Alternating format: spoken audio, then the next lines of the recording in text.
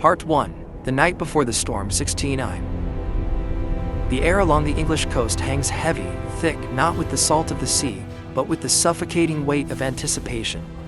Thousands of men stand poised on the jagged edge of an event so vast, so final that none of them can truly grasp its scale. They have been briefed until their minds are numb. They have traced the maps and memorized the objectives until the ink felt like skin. Yet no map, no matter how detailed, has ever captured the sheer terror of the unknown that awaits them on those sands. I walk past rows of soldiers shrouded in a terrifying silence. Some are hunched over, scribbling letters that may never find a mailbox, while others simply sit motionless, staring into the void, as if desperately trying to memorize the very sensation of being alive, the warmth of breath in their lungs. Command calls this the Normandy landings. They speak of it as a strategic necessity, a cold, calculated risk weighed on a scale of cold steel. But from where I stand, it feels less like a plan and more like a haunting question, one that no soul dares to utter aloud. What happens if we fail? Failure here is not a mere retreat. It is the death of hope. It is the agonizing prolonging of a world on fire, where more cities are ground into ash and more names are etched into lists that already stretch toward eternity. The officers speak in the language of numbers, divisions, coordinates, and rigid timelines. But the soldiers are thinking in a different language entirely. They are measuring the impossible distance to a home they left behind, picturing the faces of loved ones they may never touch again, and grappling with the cold, simple truth that by this time tomorrow, the world will go on, but many of them will be gone. Into the fire, 17. And dawn breaks, but it brings no light, only violence. Long before the coastline even emerges from the mist, the sea itself begins to erupt. Naval bombardments thunder across the horizon, each massive detonation a desperate attempt to soften a landscape that intelligence insists is a fortified wall of steel. But intelligence is often a child of optimism, and as the landing crafts lurch forward, the fragile illusion of control begins to shatter. The waves slam against the metal hulls with a rhythmic brutality, and inside, men are packed so tightly they can hear the jagged breath of the man beside them.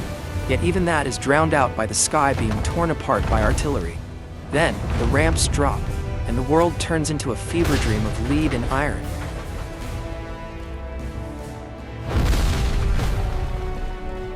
Machine gun fire cuts through the salt air with a terrifying, mechanical precision. Not wild, not chaotic, but calculated.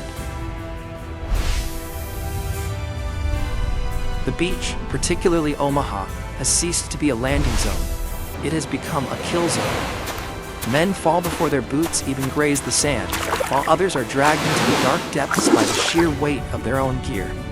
Even the tide turns traitor, its cold fingers pulling the fallen back into the gray embrace of the sea. There is no front line, no grand, organized advance, only the shattered fragments of units scattered among the jagged steel obstacles.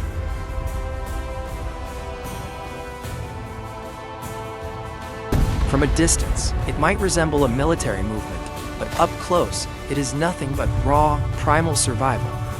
In this chaos, the soldier is no longer a cog in a grand operation. He is a man standing utterly alone. The question is no longer whether the beach can be taken or if the war can be won. The question has shrunk to something much smaller, much more immediate, and far more terrifying. Can I stay alive for 10 more seconds? Collapse of Order 20. By mid-morning, the entire operation teeters on the jagged edge of collapse. This is the truth, rarely whispered in official reports, for history has a fondness for certainty. It craves clean narratives and the myth of inevitable victories. But there was nothing inevitable about the slaughter on these sands. By now, the carefully constructed machinery of the invasion has ground to a halt. Units have lost their officers to the surf and the wire. Radios have been silenced by brine or shrapnel, and landing zones are hopelessly misaligned. The plan is no longer a guide, it is a ghost. Yet, in the shadow of total failure, something raw and unexpected begins to take shape. It isn't strategy, and it certainly isn't command. It is the primal instinct of adaptation. Small improvised clusters of men begin to coalesce, forming units with no formal name or structure. A sergeant steps into the void where a captain fell. A private follows him, not out of a sense of duty to an order, but because he realizes that to remain still is to embrace death. They begin to move, not according to the ink on a map, but according to the jagged teeth of the terrain, leaping from crater to crater, obstacle to obstacle, shadow to shadow. The German defenses, engineered to repel a unified rhythmic assault, suddenly find themselves facing something they cannot calculate: disorder. It is a messy, fractured advance that defies prediction and refuses to be contained. Move up, move up! Paradoxically, the very chaos that threatened to destroy the invasion becomes its greatest strength. From a strategic perspective, this is the exact moment the tide of the battle shifts. It isn't when the reinforcements finally touch the shore, nor when the concrete bunkers first begin to crumble. It is the moment when chaos ceases to be a weakness and begins to function as a weapon.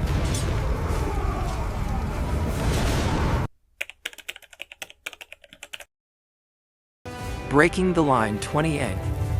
By early afternoon, the impossible begins to take root. It doesn't arrive in a single dramatic flash of glory. Instead, it unfolds with a grueling, agonizing gradualness. One bunker falls, then a heartbeat later, another follows. These aren't victories born of overwhelming force, but of sheer, stubborn persistence. Soldiers find ways to flank positions that were engineered to be unflankable. They scale cliffs and terrain that the defenders had long dismissed as impassable.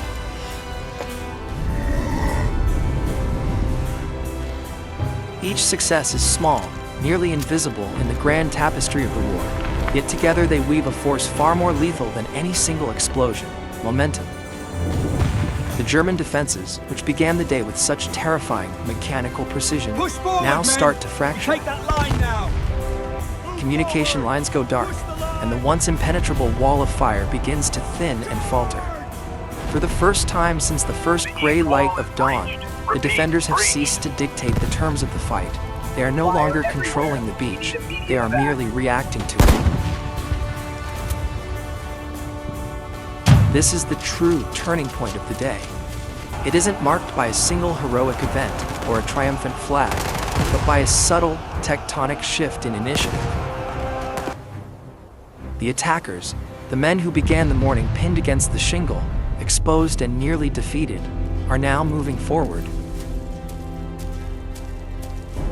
They advance slowly, painfully, bleeding for every yard of salt and sand, but their progress is undeniable.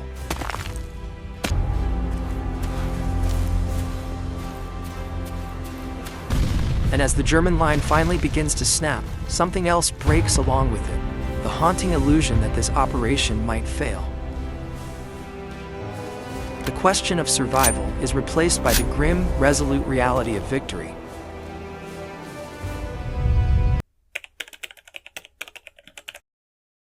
The cost of victory 19-8. By nightfall, the beaches are finally secured. On paper, it is recorded as a triumph, a vital foothold in Western Europe, and the definitive beginning of the end for Nazi Germany.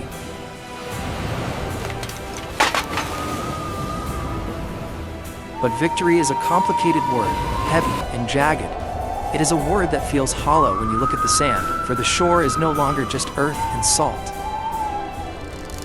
It is a graveyard of what was left behind: twisted equipment, charred wreckage, and thousands of men who will never leave this place. From the distance of years, history will compress this day into a single, clean narrative. It will be called a decisive moment, a heroic invasion, the great turning point of the war. And while all of that is true, standing here as the last light fades over the Atlantic, the reality feels different.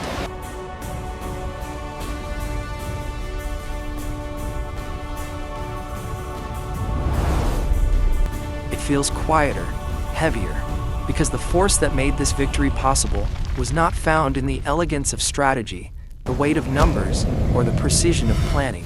It was found in endurance. It was the sheer, localized willingness of individuals, isolated, terrified, and drowning in uncertainty.